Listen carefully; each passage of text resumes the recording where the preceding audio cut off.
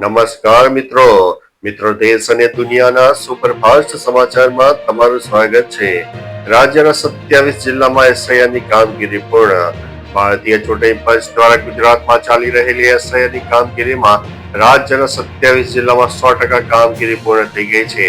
તપાસ દરમિયાન જે આંકડા સામે આવ્યા છે તેમાં 40.44 લાખ મતદારોનું કાયમી સ્થળાંતર થયું છે। આ ઉપરાંત 18 લાખથી વધુ મતદારોનું અવસાન થયું હોવાનું અને 10.26 લાખ મતદારો સરનામે ગેરહાજર હોવાનું ખુલ્યું છે। 3.37 લાખ નામ રિપીટ થયા છે।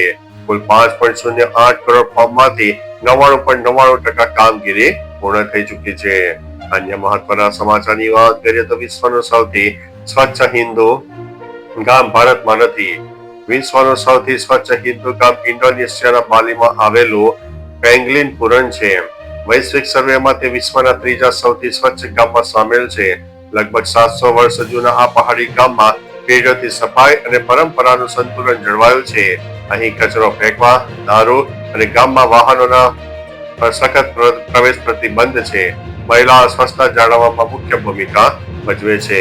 અન્ય મહત્વના સમાચારની વાત કરીએ તો લોકસભામાં સાંસદે પીધી હતી ઈ સિગારેટ, મોટી બવાલ સામે આવી છે। લોકસભામાં ઈ સિગારેટના ઉપયોગને લઈને ભારે હોબાળો થયો છે।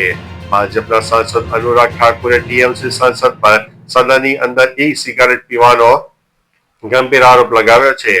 ઠાકુરે કહ્યું છે કે જ્યારે દેશભરમાં ઈ સિગારેટ પર પ્રતિબંધ છે ત્યારે સંસદમાં તેનું સેવન કરી રહ્યા છે। આના પર લોકસભા સ્પીકર ઓમ બિરલાએ નારાજગી વ્યક્ત કરીને કહ્યું કે આ મામલો ધ્યાનમાં લેવામાં આવ્યો છે અને કાર્યવાહી કરવામાં આવશે। અન્ય મહત્વના સમાચારની વાત કરીએ તો પીએમ મોદીને મેલોનીએ ઇટાલી આવવાનું આમંત્રણ આપ્યું છે। ઇટાલીના વિદેશ મંત્રી એન્ટોનિયાનો તાજનીએ વડાપ્રધાન નરેન્દ્ર મોદી સાથેની મુલાકાતને સકારાત્મક ગણાવી છે।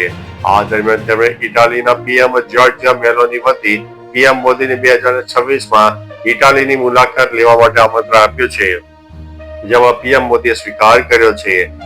તાજાનીએ જણાવ્યું છે કે ભારત ઇટાલી સંબંધો નવા તબક્કામાં પ્રવેશી રહ્યા છે અને આગામી વર્ષોમાં સહયોગ વધુ વેગ પકડશે। અન્ય મહત્વના સમાચારની વાત કરીએ તો 15,762 શિક્ષકોની જગ્યા માટે ભરતી। કેન્દ્રીય વિદ્યાલય અને નવોદય વિદ્યાલય માટે ચાલી રહેલી ભરતી પ્રક્રિયા હેઠળ પદોની સંખ્યામાં વધારો કરાયો છે। ભરતી પ્રક્રિયામાં 14,967 ને બદલે 15,762 પદો ભરવામાં આવશે। કેન્દ્રીય વિદ્યાલયમાં શરૂઆતમાં 9,126 પદો ભરવાના હતા, જે વધારીને 9,921 કરાયા છે। નવોદય વિદ્યાલયમાં શિક્ષણ અને બિન શિક્ષણ પદો ભરવામાં આવશે। અરજી કરવાની છેલ્લી તારીખ ગઈકાલે હતી। વધુ વિગતો માટે સત્તાવાર સૂચના ધ્યાનમાં લેવી। અન્ય મહત્વના સમાચારની વાત કરીએ તો 15 મિનિટની ફ્લાઇટ ડિલેની પણ થશે તપાસ। ડીજીસીએ વિમાનમાં ટેકનિકલ ખામીઓની દેખરેખ માટેના નિયમોમાં ફેરફાર કર્યો છે। હવેથી કોઈ પણ ફ્લાઇટમાં ટેકનિકલ કારણોસર 15 મિનિટ કે તેથી વધુ વિલંબ થશે તો તે ફરજિયાત તપાસ થશે। એરલાઇન્સે વિલંબનું કારણ, નિવારણ અને પુનરાવર્તન ન થાય તે માટેના ઉપાયો જણાવવા પડશે। કોઈ પણ મેજર ડિફેક્ટની જાણ તુરંત ફોન પર કરવાની રહેશે। 3 વખત ડિફેક્ટનું પુનરાવર્તન થવા પર વિશેષ તપાસ હાથ ધરાશે।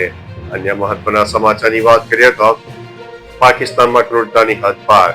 પાકિસ્તાનમાં આર્મી ચીફ આસિમ મુનીની ક્રૂરતાનો નવો કિસ્સો સામે આવ્યો છે। અદિયાલા જેલ બહાર ઇમરાન ખાનની મુલાકાત માટે વિરોધ પ્રદર્શન કરી રહેલી તેમની વૃદ્ધ બહેનો હલીમા અને ઉજમા ખાન ઉપર પોલીસ દ્વારા બરફનું ઠંડુ પાણી છાંટવામાં આવતા ભારે હોબાળો થયો છે। પીટીઆઈએ આ કૃત્યને અમાનવીય ગણાવ્યું છે અને આર્મી ચીફ ઉપર માનસિક ત્રાસ આપવાનો આરોપ લગાવ્યો છે। અન્ય મહત્વના સમાચારની વાત કરીએ તો જ્ઞાનીબેન ઠાકોરને ભુવાની ખુલ્લી ચેલેન્જ।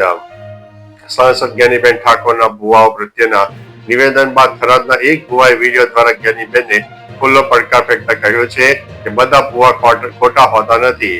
હું કાળુ હીરાની 32ની મેલડી ધૂણું છું। ભુવાએ દાવો કર્યો છે કે રાધનપુર, બાબર, દિયોદર અને સુઈગામ વિસ્તારમાં તેની 5,000 બાધા ચાલે છે। તેણે જ્ઞાનીબેનને ચેતવણી આપતા કહ્યું છે કે હવે પછી બોલો તો વિચારીને બોલજો, નહીંતર હું નામ લઈને બોલીશ। અન્ય મહત્વના સમાચારની વાત કરીએ તો બોલિવૂડમાં મારી તકો છીનવાઈ ગઈ હતી। અબુધાબીમાં આયોજિત બ્રિજ સમિટમાં અભિનેત્રી પ્રિયંકા ચોપડાએ ભારતના પોતાના કરિયરની શરૂઆતની વાત કરી। તેમણે જણાવ્યું છે કે શરૂઆતમાં તેમની પાસે ના કહેવાનો કોઈ વિશેષ અધિકાર નહોતો અને તેમની પાસેથી તકો છીનવી લેવામાં આવી હતી. પ્રિયંકાએ કહ્યું છે કે એક વર્ષમાં તેમની 6 ફિલ્મો સતત ફ્લોપ થઈ, જેના કારણે લોકો તેમને કાસ્ટ કરતા ડરતા હતા. તેથી ટકી રહેવા માટે તેમણે ખુદ માટે નવી તકો ઊભી કરવી પડી. અન્ય મહત્વના સમાચારની વાત કરીએ તો જ્ઞાનીબેનને લીધા હતા બુવાજીના આશીર્વાદ. ઠાકોર સમાજને બુવાથી દૂર રહેવાને બહેનોને દશામાના વ્રત ન કરવા જેવી અનેક સલાહ આપનાર સાંસદ જ્ઞાનીબેન ઠાકોરે એક બુવાજીએ ચેલેન્જ આપી છે. તેમણે કહ્યું છે કે ડોક્ટર ન કરી શકે તે હું 5 મિનિટમાં કરી દેખાડું.